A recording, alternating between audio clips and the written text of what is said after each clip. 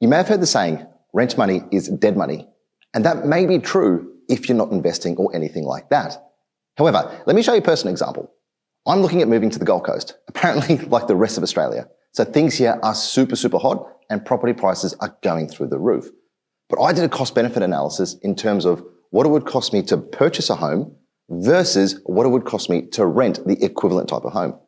Let's dive down through the numbers. I'm wanting to purchase this kind of property, and the purchase price for this kind of property is $3 million.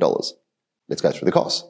You need to pay stamp duty, and the stamp duty on a $3 million acquisition is $156,000.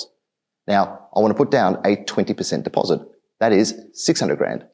You're going to have to pay legal fees and loan costs and things like that, and I've estimated $4,000. So in total, I need to come up with $760,000 to purchase this property.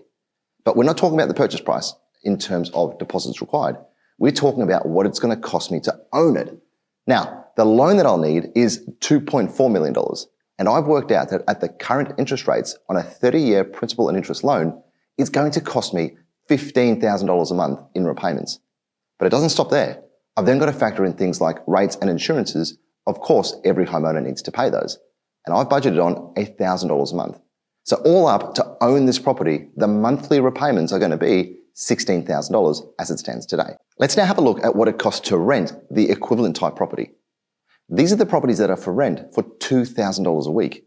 That equates to $104,000 a year or $8,666 per month. It's a huge difference, isn't it? Almost double. If I was to purchase a $3 million home, it would cost me $16,000 a month to live in that property. Versus if I was to rent the equivalent type property at $2,000 per week, it would cost me $8,666 per month.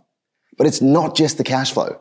Imagine what a $2.4 million loan does to my overall serviceability. Imagine how much that's going to impact what I can borrow for the purposes of investing. Now, that's my personal example, and I found that in this case, rent money is not dead money. In fact, the smart decision to do for me personally by moving up north is to rent a property and not to purchase.